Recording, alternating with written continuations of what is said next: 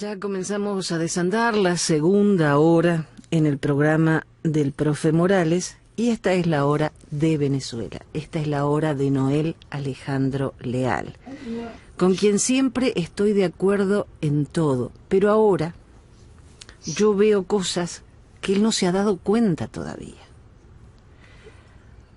Un opositor aseguró que el conflicto en la frontera se debe al apoyo del régimen a grupos armados y que las rutas de narcotráfico que existen en la zona como parte de la estructura criminal y que el gobierno está en complicidad con grupos narcotraficantes, terroristas como las FARC, el ELN y Hezbollah, y también afirmó que Venezuela se convirtió en un país exportador de grandes cantidades de drogas hacia el mundo.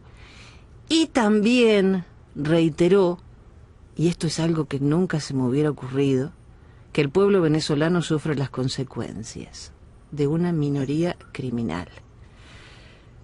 Este señor se ha dado cuenta de todo esto ahora, y me estoy refiriendo al señor Leopoldo López, pero ahí nomás que tengo un predictólogo, no termina acá.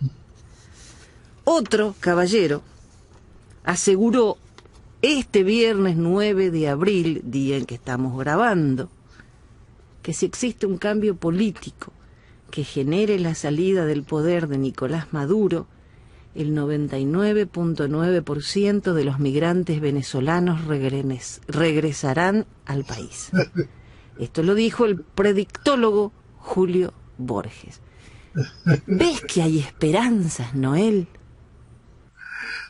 Bueno, la primera esperanza... Hola, buenas noches Jenny, profe, y buenas noches a todos los que nos escuchen. La primera esperanza se basa estrictamente en despertar ante la realidad.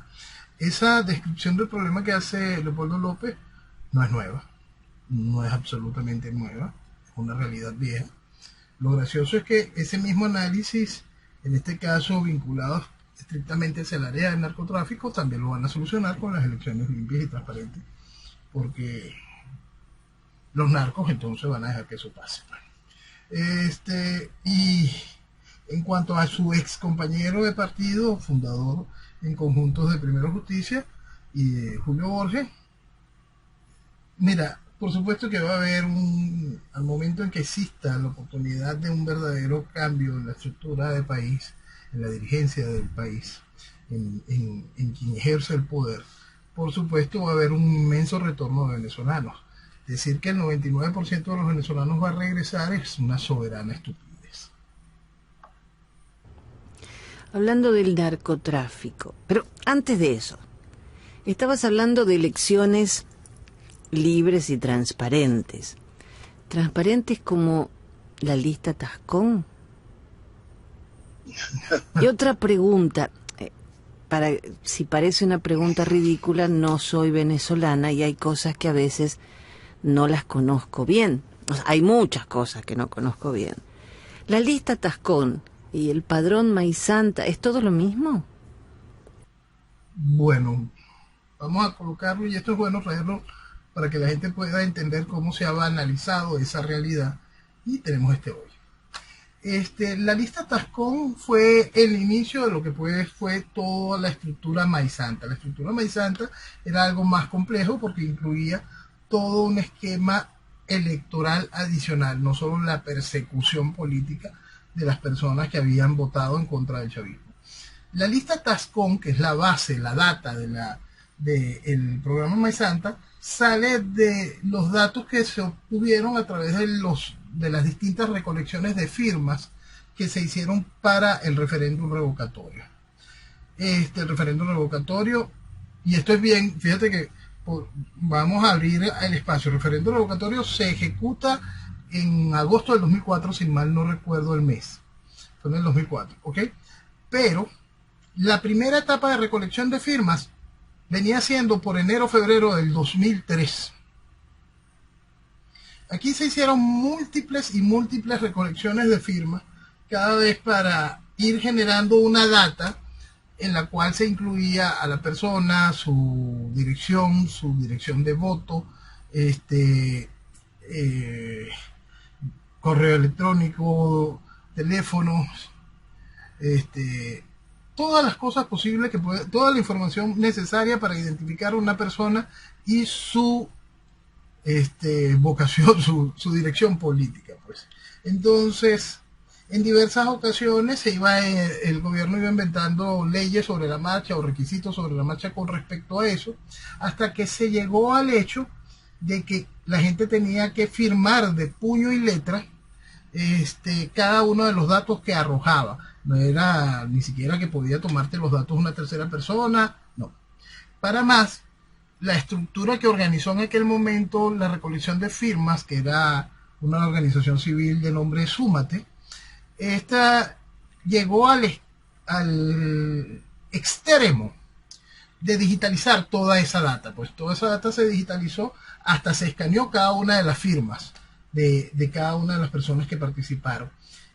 Eso se entregó al CNE, es decir, al Ministerio Electoral del Gobierno. Se le entregó al CNE tanto en físico, es decir, cada uno de los papeles con cada una de las firmas que había expresado cada persona, y se le entregó también al CNE la data en un par en aquel tiempo las memorias iban en discos compactos, un par de discos compactos, iba toda la data que se había recolectado en las firmas, en los múltiples firmazos que habían habido, en las múltiples recolecciones de firmas que habían habido para el momento, y la data específica de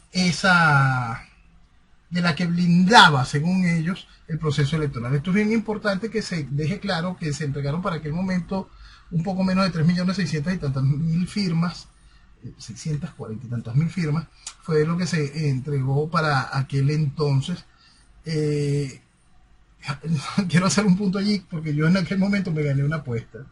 Yo, convencido de la colaboración constante de la estructura política tradicional con el chavismo, yo aposté a mis amigos que en aquel momento la Coordinadora Democrática y Súmate iban a entregar menos de 3.770.000 firmas. Entonces me preguntaban, ¿pero por qué no? Y yo le dije, ya va, aguántense ahí, vamos, ¿quién toma la apuesta? Y varios tomaron la apuesta. Cuando Súmate y la coordinadora en una tarde dijeron, tenemos tantos millones de firmas, eran por supuesto menos de los 3.700.000 firmas, me preguntaron por qué yo lo sabía. Porque era enviarle un mensaje claro a Chávez: te obedecemos. ¿En qué se basaba el número de 3.777.000 firmas? En los 3.770.000 votos que Chávez había supuestamente obtenido contra Arias Cárdenas en las elecciones del año 2002. Allí basé yo el porqué de la apuesta, y el resultado confirmó mi teoría. Ok, el Maizanta.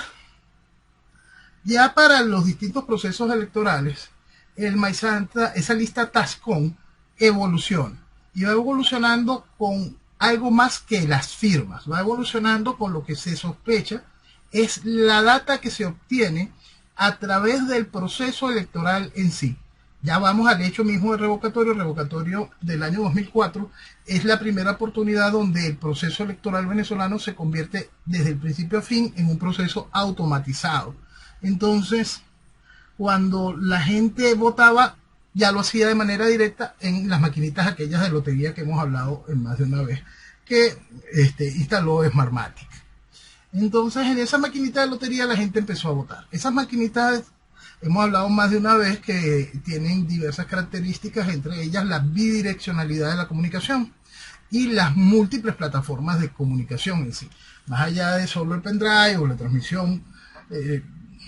la transmisión supuestamente en aquel momento telefónica a través de un cable, quedó demostrado que había una transmisión inalámbrica adicional. En varias máquinas se demostró que había una comunicación vía Bluetooth. Entonces cada uno de esos soportes estaban instalados en estas máquinas que permitieron esa comunicación adicional. Entonces esa data se iba incorporando también a la estructura del Maizanta. El Maizanta como software, como que es lo que la gente conoció más, como software también incluía de información directa de la gente que funcionaba en el entorno chavista.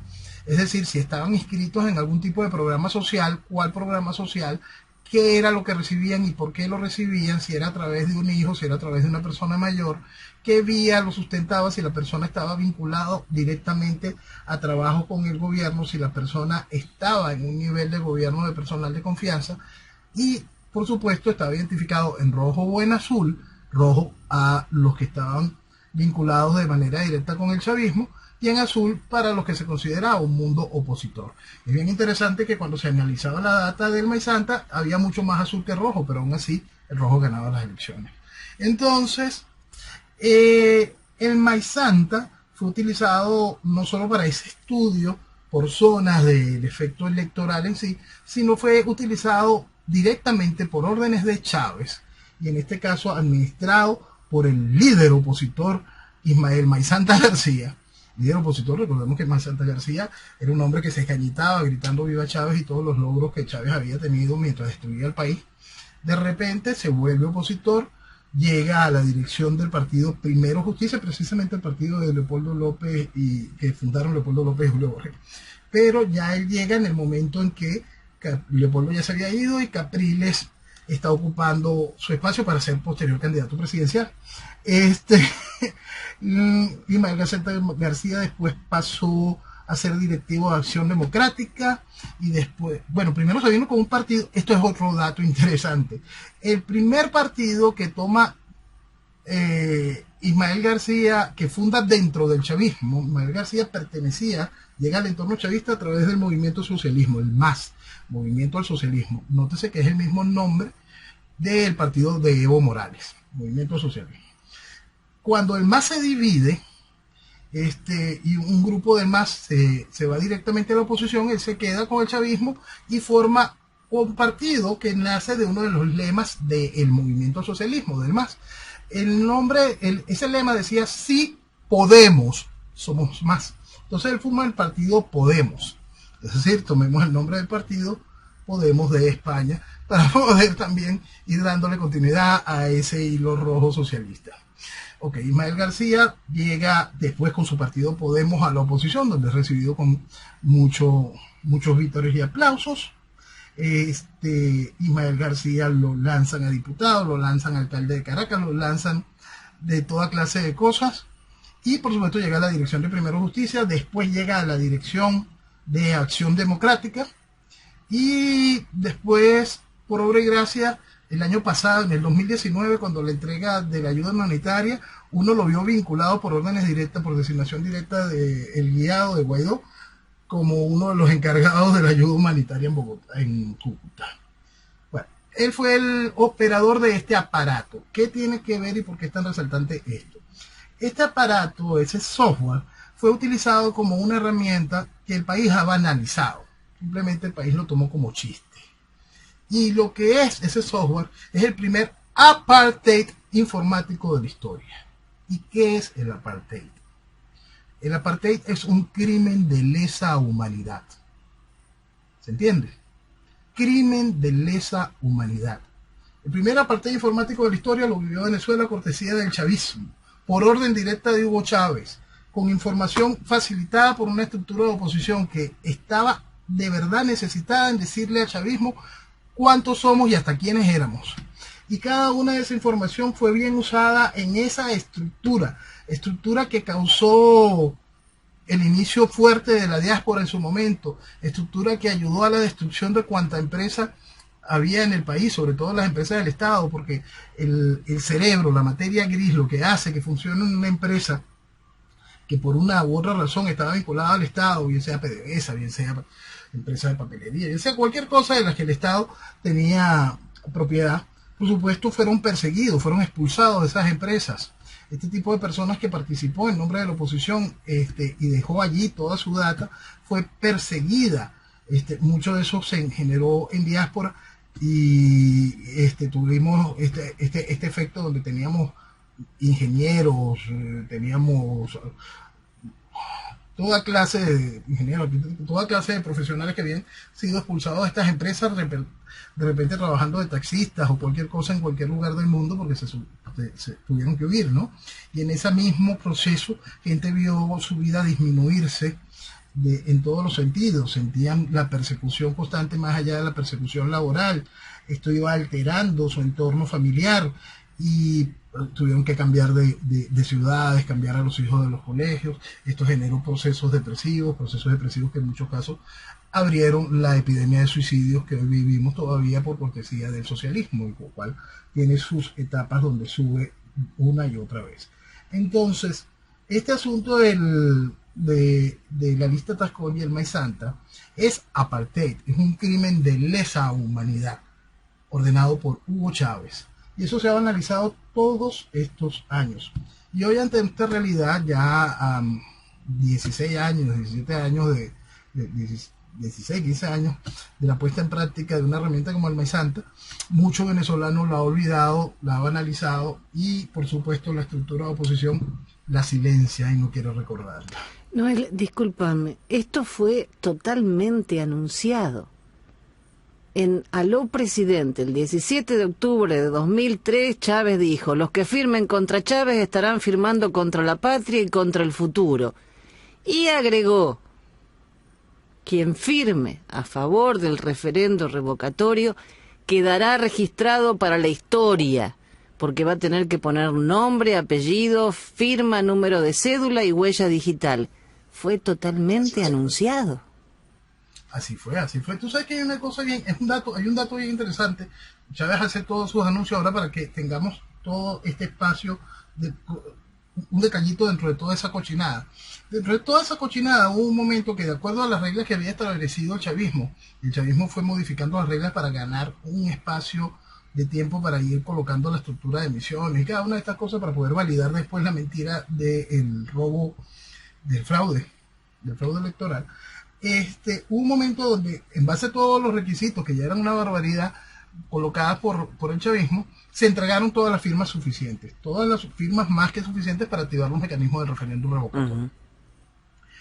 Ya para ese momento, ya yo había escrito un artículo que se llamaba La Real Encrucijada, donde explicaba el riesgo del fraude y mencionó a SBC, que fue el consorcio que se encargó de la automatización, y hago mención del aparato de líneas muertas de CanTV y mención de Smartmatic para aquel entonces. En aquel entonces se hacía la recolección de esas firmas. Estas firmas, como te dije, ya eran más que suficientes para poder activar el mecanismo de referéndum revocatorio, pero inventaron el cuento de las firmas planas. ¿Qué es lo que llamaron las firmas planas? La firma plana fue el hecho de que había alguien que recibía la data que le brindaba el votante. La persona llegaba y le decía: mira, me llamo Perico de los Palotes, mi cédula de identidad es tal, vivo en tal parte, y como la hoja completa estaba llena, estaba llena con la misma letra, por la letra de la persona, y lo que cambiaba era la firma y la huella digital del que estaba dejando sus datos allí, el gobierno dijo que eso eran unas firmas planas. Encomendó a Ismael Maíz Santa García a que llevara esa discusión al Tribunal Supremo de Justicia. En el Tribunal Supremo de Justicia, un magistrado de apellido Martini objeta esa solicitud por parte del chavismo y declara esas firmas como válidas. Es muy importante porque fue el Tribunal Supremo de Justicia de ese momento quien declara que esas firmas son válidas, que no hacía falta más nada y que se debía activar el mecanismo de referéndum revocatorio con esas firmas entregadas. Pero no, a pesar de la decisión de ese magistrado, la estructura y dirección de la Coordinadora Democrática de ese tiempo dijeron: las volvemos a recoger. Y montaron al país de nuevo una gran campaña electoral en el reafirmazo, para que la gente fuese de nuevo, otra vez, hacia los puntos de recolección de firmas, a dejar más y más información en cada una de las planillas. Por supuesto, se tomaba como un gran acto de valentía, salieron franelas, yo sí firmé, el número de cédula, una gran cantidad de cosas donde la gente sintió que estaba haciendo un gran avance hacia la defensa de la nación, sin entender lo mismo que hoy no se ha querido terminar de entender, porque en este país todo se banaliza. Usted está en un proceso socialista para la instauración de una tiranía comunista. Nada de eso admite juego democrático. Esas firmas eran parte de un juego democrático en la instauración de este proceso, por supuesto, que trajo como consecuencia la instauración de un crimen de lesa humanidad. Aparte. Es bueno que lo estés trayendo a la memoria, porque lamentablemente he hablado con venezolanos que no saben qué fue el Maíz Santa, o no se acuerdan, o no les importó, y creo que hay que tenerlo muy en cuenta porque fue algo espantoso y anunciado. Fue algo espantoso. Fue algo espantoso y anunciado. Tú sabes que hay dos anécdotas adicionales con respecto al Maíz Santa. No, creo que las hemos comentado aquí, pero vamos a traerlas de nuevo. Yo tuve la oportunidad de ir con dos personas que han sido víctimas de tortura en este país, Dulce Bravo y Vasco da Costa. Fuimos a las oficinas del Mercosur en Montevideo, Uruguay, ya hace bastantes años, cuando Venezuela estaba por ser incorporada al Mercosur. Algo que no tenía ni forma ni razón de ser, era totalmente un asunto totalmente aberrante, pero lo estaba impulsando Lula desde Brasil, lo estaba impulsando Néstor Kirchner desde Argentina, y por supuesto lo estaba impulsando la estructura del Frente Amplio en el mismo Uruguay. Entonces nosotros fuimos a Montevideo, y repito, yo andaba en ese momento, fuimos y tocamos la puerta, y yo andaba con dos personas que habían sido claramente víctimas de torturas. Entonces nos fueron intentando bypassear dentro de las distintas solicitudes previas que se habían hecho para las entrevistas con la gente del Mercosur, hasta que no les quedó más remedio que brindarnos la oportunidad de entrevistarnos con el jefe de la mesa técnica de aquel entonces del Mercosur. El personaje en cuestión era un comunista de carrera, un hombre que había estado preso en la prisión de La Carreta en Uruguay, un tupamaro terrorista que había estado preso junto con Felipe Mujica. Con Mujica, el expresidente de Uruguay, el comunista Mujica, José Mujica. Es que te dije el nombre de Felipe Mujica, otro comunista, pero este es nacional. Entonces, vino representante de la oposición. José Mujica y este hombre habían estado presos juntos en La Carreta, también participaron en la fuga de La Carreta. Bueno, este hombre nos recibe. Y por supuesto, dentro de la oficina, la decoración habitual, por ahí una foto del Che, por el otro lado un pensamiento, si se le puede calificar de pensamiento, unas palabras, una de las atrocidades típicas de Lenin o Marx. Estamos hablando, y él está en un proceso de defensa a ultranza de chavismo, de Chávez es más bueno que el pan. Entonces, cuando llegamos al punto de usted sabe que el chavismo tortura, no, eso es una mentira, eso es una leyenda, entonces le presenté a Vasco da Costa y a Dulce Bravo y le mostraron las carpetas, las denuncias, la realidad de lo que habían sido víctimas ellos, siendo civiles presos en una prisión militar, torturados por la estructura de la policía política de aquel entonces, por la DICIT, torturados también por la Dirección de Inteligencia Militar, llevados a ser detenidos. Dulce Bravo fue la primera mujer detenida en una cárcel militar venezolana. Para el hombre eso era inconcebible. Pero aún así seguía defendiendo porque decía, bueno, eso puede ser un personaje. Y entonces pasó a victimizarse él. Yo fui perseguido, yo sufrí tanto, y estuve en ese cuento. Y de repente yo sigo revisando mi carpeta y encuentro la joya. Cargaba yo un CD del Maíz Santa. Usted sería tan amable de revisar esto en su computadora. Entonces, usted tiene amigos en Venezuela. Sí. Ok, llame a cualquiera de sus amigos y pregúntele a su amigo por su número de cédula.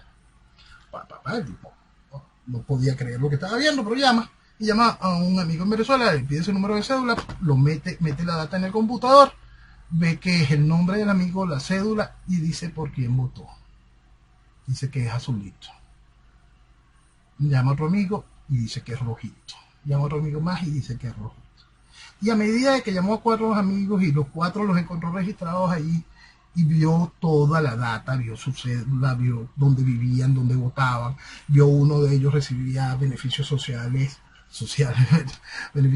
quitados del chavismo, él iba cambiando de color hasta quedar blanco como un papel. Por supuesto, tomó nuestros datos, nos dijo que nos iba a entrevistar al día siguiente. Por supuesto, el día siguiente no hubo ninguna llamada y todo se escondió. Pero hay un dato, aún con el Maizanta, que es más interesante porque narra también lo que es haber sido víctima real del apartheid y de la persecución política por el comunismo. Hace unos años vinieron a Venezuela un grupo de eurodiputados para aquel entonces y vino hasta el expresidente de Polonia, Lech Wałęsa.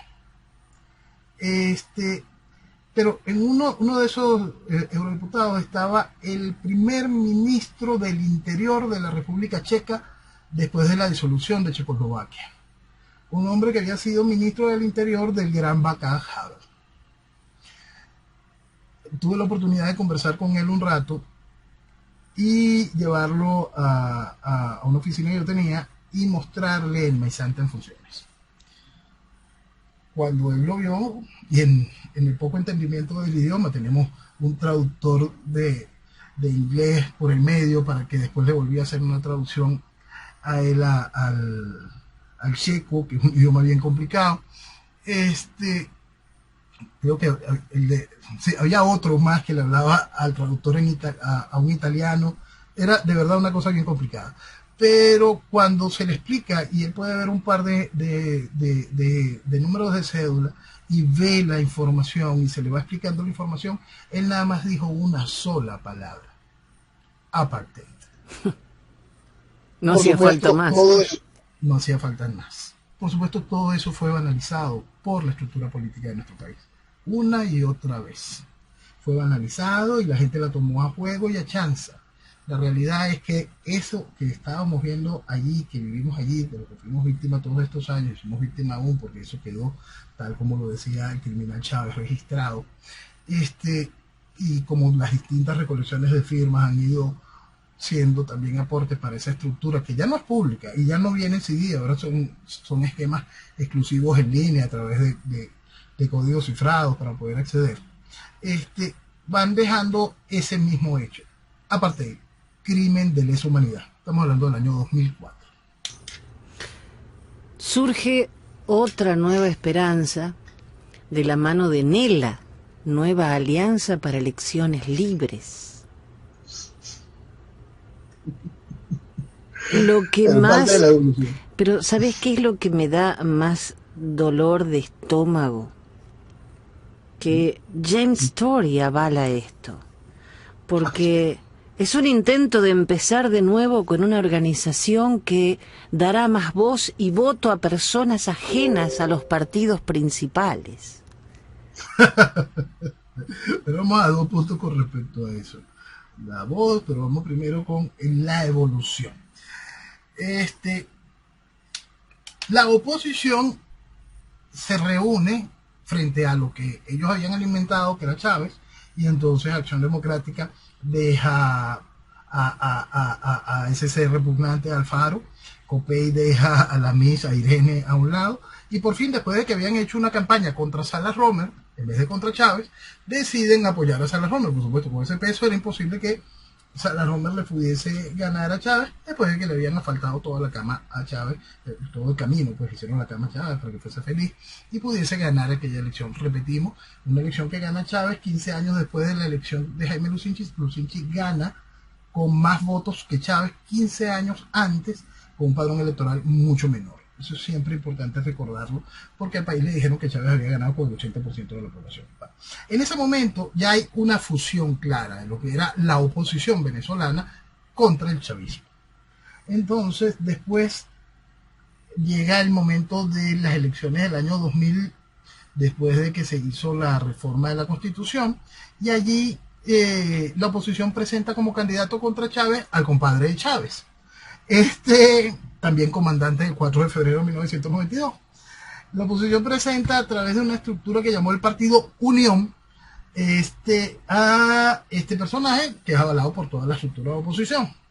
Después de eso, ya para el año 2002, empieza a darse los primeros pasos de una evolución del Partido Unión, donde nace la Coordinadora Democrática. La Coordinadora Democrática nace exactamente con cada uno de los mismos aspectos que están haciendo esta nueva alternativa, esta NELA, que presentó el embajador History, donde una serie de estructuras políticas se reúnen también con grandes nuevas voces de la sociedad civil. Es decir, ahora Coordinadora Democrática hizo todo lo que hizo, por supuesto, validó cada una de las oportunidades, facilitó el Maíz Santa, dio oportunidades para que se aceptara el fraude del referéndum revocatorio, y cada una de esas cosas adicionales. Después trajo esa maravilla de Rosales como candidato presidencial. Después de aquello, eso tiene su otra evolución. Se usó el movimiento estudiantil para aquel entonces y nace la Mesa de Unidad Democrática, la MUD. La MUD ha estado rigiendo los destinos de la oposición todos estos años, ha permitido cada uno del resto de los fraudes electorales, ha democratizado la instauración de la tiranía utilizando la gente voto a voto.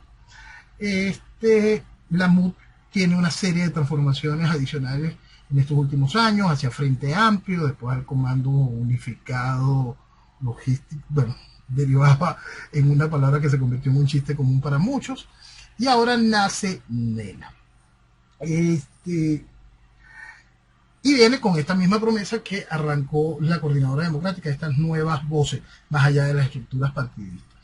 Y ahí es muy importante traer al cuento la importancia de la definición del problema ideológico para poder entender la realidad del problema. Si mañana les logran poner un tirro en la boca a todos y cada una de estas ratas que han venido validando el esquema, pero ya están desgastadas ante la visión de la población, y entonces se cree que con nuevas voces es la solución, tú vas a tener estas mismas nuevas voces que sienten y te dicen de corazón que Allende era un demócrata. Seguro, claro. También van a repetirte de manera constante que la única solución para esto es un proceso electoral y que el mismo se logra a través de 4 pasos: condiciones, observación y las mismas pendejadas que han dicho todos igualitos. Entonces, el problema que tiene el país no es un asunto de nuevas voces, el problema es definición ideológica, porque igualito le dicen mañana al país: mira, el problema es que necesitamos un muchacho joven, sangre joven, y le meten al país que el cuento es generacional. Pues no. Después viene y le dice al país: no, lo que necesitamos es una mujer, lo que se necesita es una mujer. Oye, el mundo exige que sean las mujeres. Pues no. Mañana dicen: no, necesitamos un hombre que tenga sabiduría, que tenga burdel político, capacidad, necesitamos un hombre pausado, uno viejo, que ya se vaya a morir pronto. Pues no, tampoco sirve eso. No, a juro tiene que ser un militar. No puede ser un militar, tampoco puede ser un militar. Pues no, partida de pendejos, nada de eso importa. Lo que se necesita es definición ideológica, entendimiento de país y saber qué demonios es un Estado, para poder decir que podemos ejecutar algún tipo de cambio. Y nada de eso, definición ideológica, conocimiento del país y tener noción de Estado, está vinculado a nada de lo que tenga que ver ni con Coordinadora, MUD, Frente Amplio, y mucho menos el NELA que es otro chiste más para vacilarse a la población y poder encauzarla hacia los nuevos procesos electorales próximos. Alcaldías, gobernaciones y, por supuesto, cualquier otra pendejada que inventen, como un nuevo referéndum revocatorio contra Maduro. El nombre NELA te revuelve el estómago. Nueva Alianza para Elecciones Libres. Venezuela y elecciones libres no pueden ir en una misma frase. Mira, es que son tantas las barbaridades, son tantas las estupideces, son tantas las ridiculeces. Es no pensarla, es un asunto de un vacío, de un desgaste hacia la población no tiene nada de dónde agarrarse y todo se banaliza, ¿no? Tenemos al mismo embajador colocando recetas de quesillos y dulces en Twitter, y eso va generando a la gente una desazón, ¿no? Va generando una gente en el país una gran preocupación, la gente con sentido crítico y pensante, ¿no? Porque hay mucha gente que ya le comparte recetas al embajador, y entonces son tan simpáticos todos. ¿Por qué? Porque aquí se banaliza absolutamente todo por cada lado, por cada espacio, porque la gente no ha querido entender la profundidad del problema. Y es un problema que ha matado a Venezuela, y es un problema que, gracias a que Venezuela ha banalizado esta situación, ha ido penetrando sus 400 países de la manera más vulgar y descarada. Tenemos ayer, unas declaraciones de la vicepresidenta tercera de España, es decir, la que viene a ocupar por Podemos el cargo de Pablo Iglesias, donde ella misma aclara que ella en su casa le hablaban que el comunismo es la democracia de la igualdad y que no podemos ser frívolos con eso.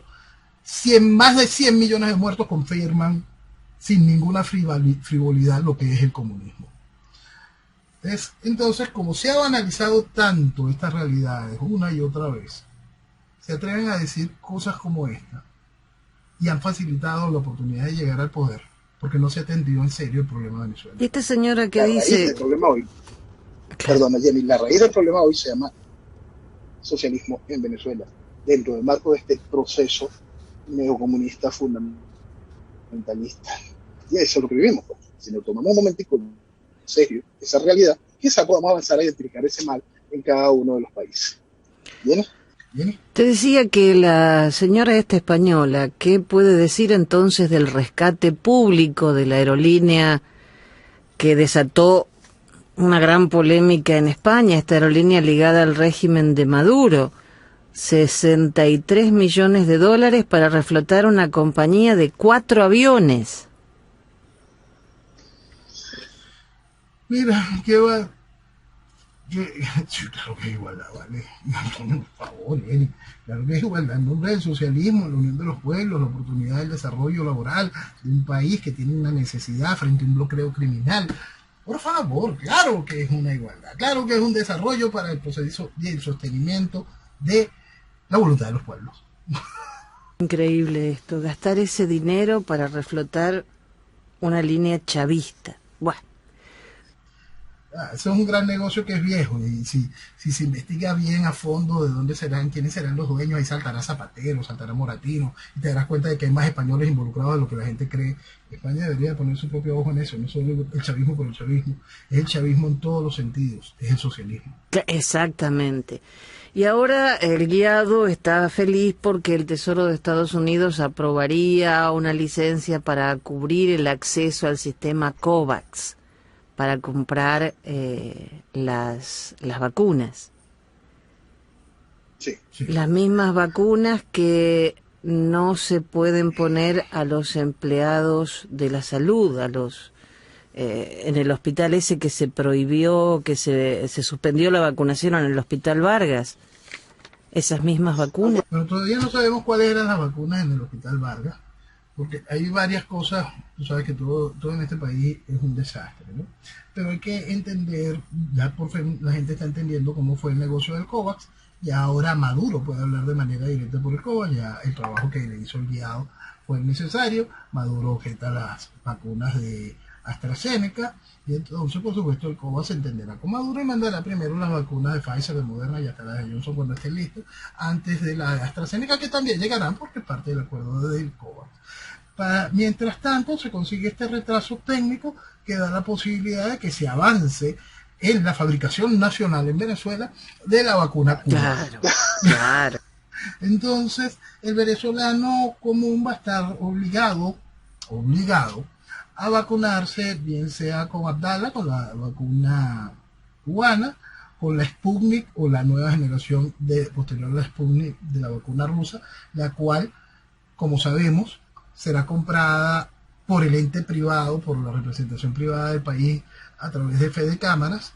Entonces será la que se coloque en las clínicas venezolanas, la que se colocará será la Sputnik, porque de acuerdo del marco de lo que entiende Fede Ñángaras y el gobierno como liberalismo económico, es tú compras lo que a mí me dé la gana.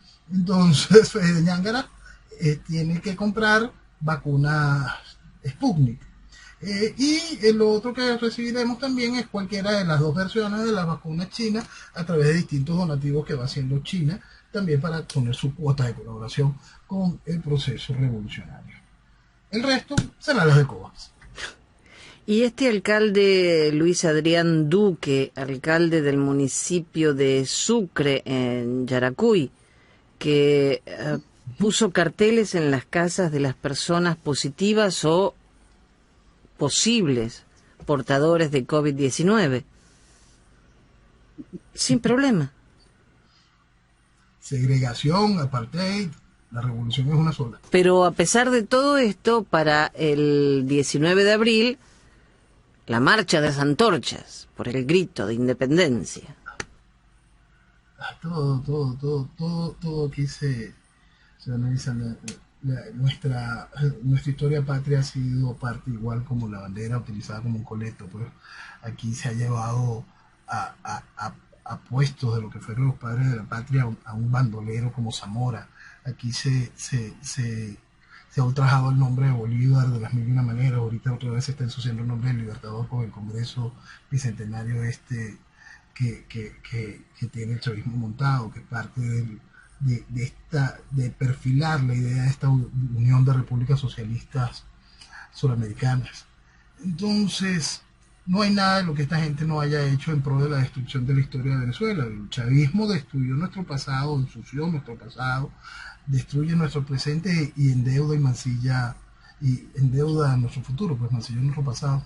Eso es el chavismo. Dentro de su proceso de destrucción no puede dejar nada medianamente entero. Estaba viendo que por fin se pudo completar la descarga del Navarima, el tanquero. Sí. Pero la producción del crudo en el Orinoco se redujo de 360.000 barriles a menos de 200.000. Es tremendo cómo ha bajado la producción.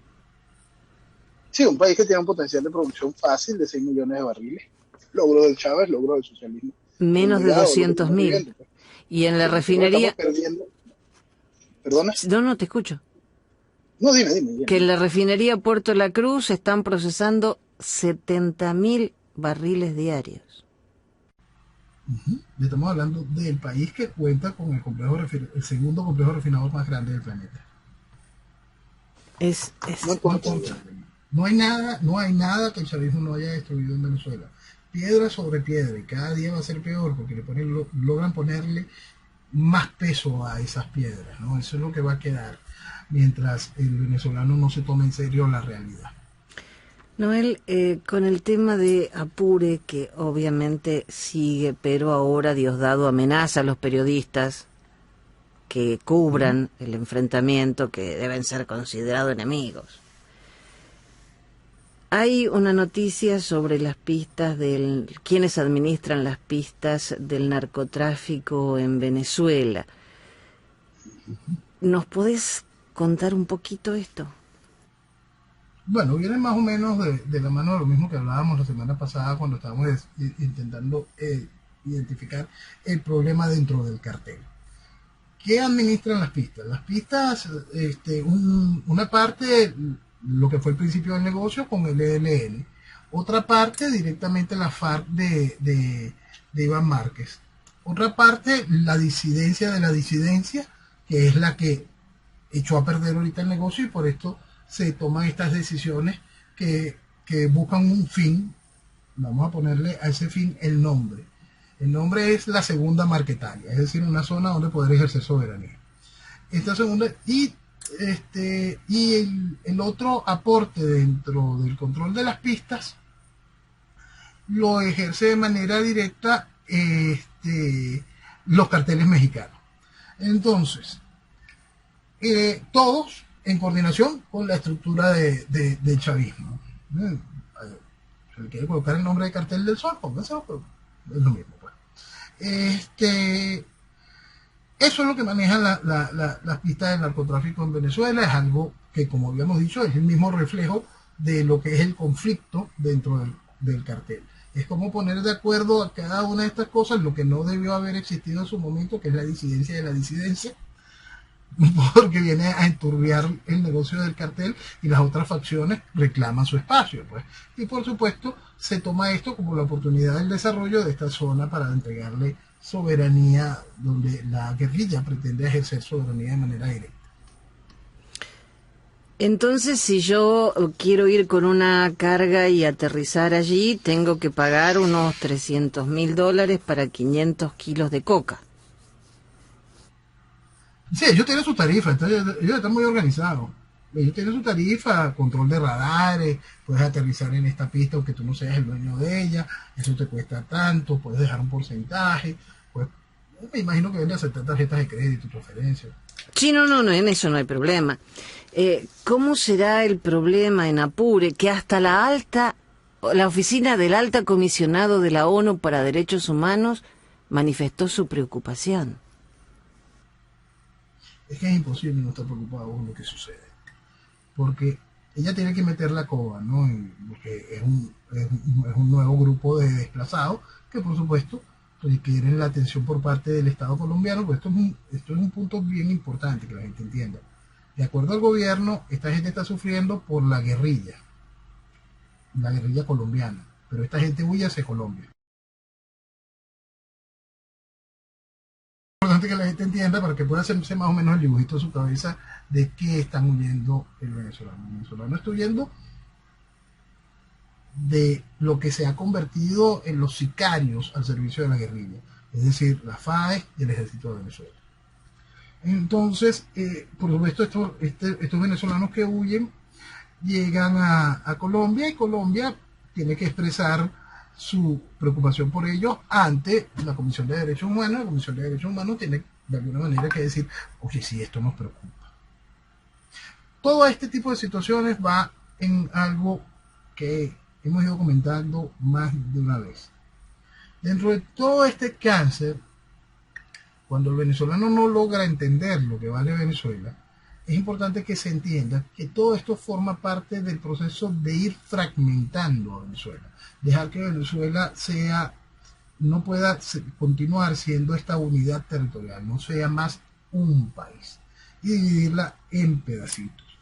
Es algo que venimos advirtiendo desde hace mucho, mucho tiempo, y que no quiere ser escuchado, no quiere ser tomado con un mínimo de seriedad en el país.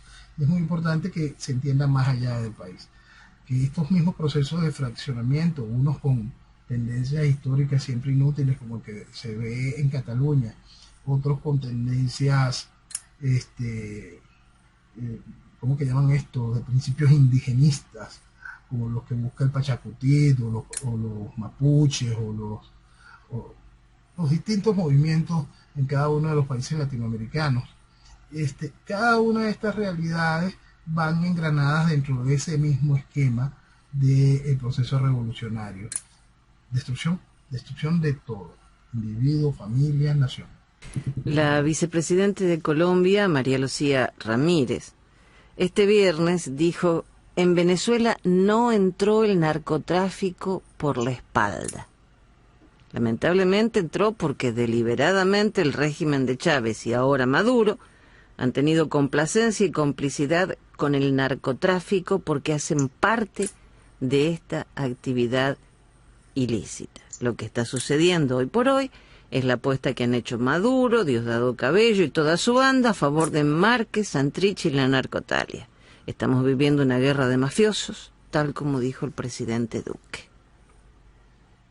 Ya vemos ahí a la vicepresidenta tocando el punto claro, la marquetalia. El venezolano debería entender eso, hacer una revisión de lo que significó y qué es lo que busca esta gente con el apoyo, con el accionar, desde Chávez pidiendo vigilancia para ese cuerpo hermano, desde Chávez otorgándole aquellos millones que le solicitaron Urdaneta Hernández y aquellos fusiles, desde el nacimiento del Foro de Sao Paulo, cuando los criminales Lula da Silva y Fidel Castro dieron pie a esa organización.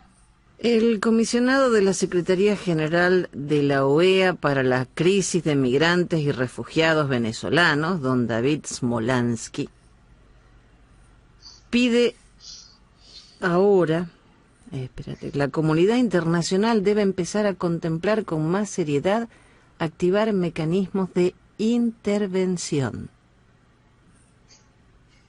¿Está pidiendo lo que yo entiendo que está pidiendo? No. Las intervenciones van de la mano del problema social. Es decir, hay que buscar la manera de poder darle más ayuda humanitaria a los venezolanos que se encuentran en refugios. Hay que buscar que la comunidad internacional intervenga en cada uno de sus países con respecto a los venezolanos que están allí y busquen herramientas similares al TPS se colocó en los Estados Unidos. Hay que buscar maneras de, a través de la Cruz Roja o el Instituto Panamericano de la Salud, de poder llevar a Venezuela una serie de insumos, los cuales no se consiguen por la población en general. Esa es la intervención que se busca. Hay, por supuesto, la intervención en la observación electoral que garantice la posibilidad de las elecciones limpias. Ah, pero con el Centro Carter estamos completos, ya no hay problema. No, y puedes tener la mejor, como señalaba Leopoldo López, la mejor observación internacional del mundo, la de la Comunidad Europea, la cual observó los distintos fraudes que se vivieron aquí. Claro, claro.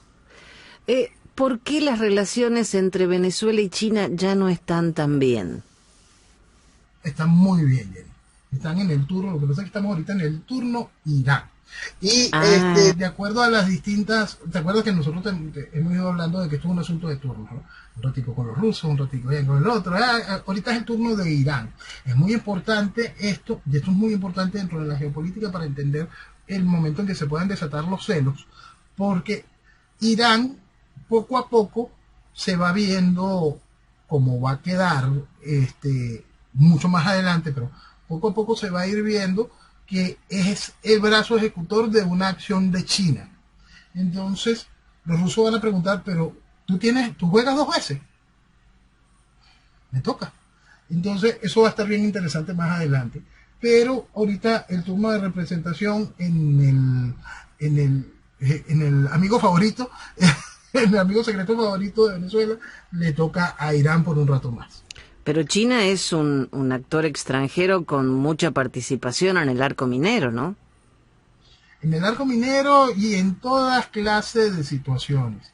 El ingrediente dentro de lo que es el próximo esquema de telecomunicaciones y sobre todo lo que es la base de nuestras telecomunicaciones a través de lo que era CanTV, vamos a vivir mucha presencia de la estructura china.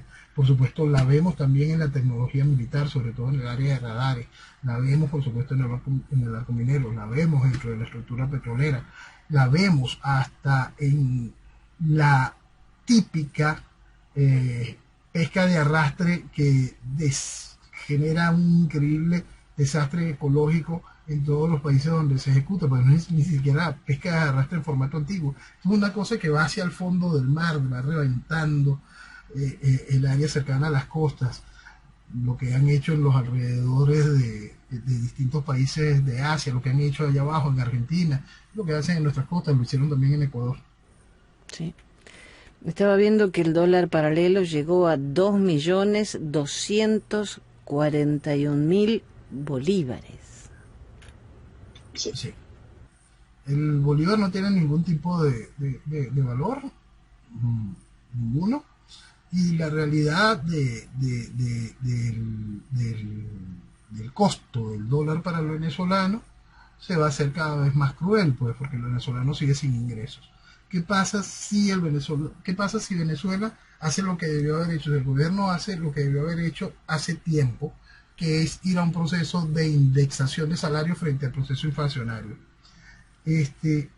Con un gobierno más o menos decente, con visión de país y todo lo demás, eso pudiese traer algún tipo de metodología para ponerle freno a la hiperinflación. Son procesos que se vieron en los procesos hiperinflacionarios de Perú y Argentina y en otros países y tienen sus mecanismos para que funcione.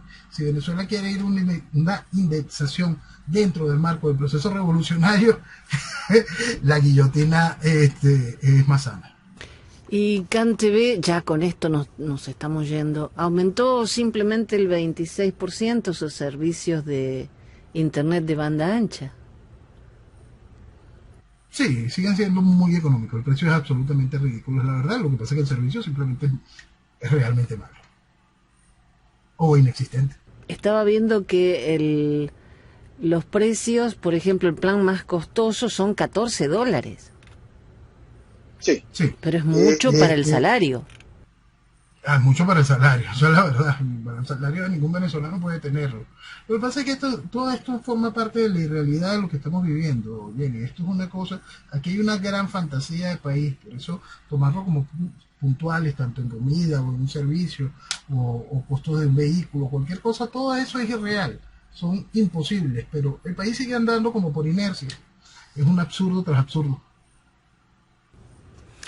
Noel, ya la hora desapareció, pero te comprometemos para la próxima semana, porque en Venezuela siempre hay cosas para comentar y es necesario que tu mensaje llegue para que de una vez terminen de despertar.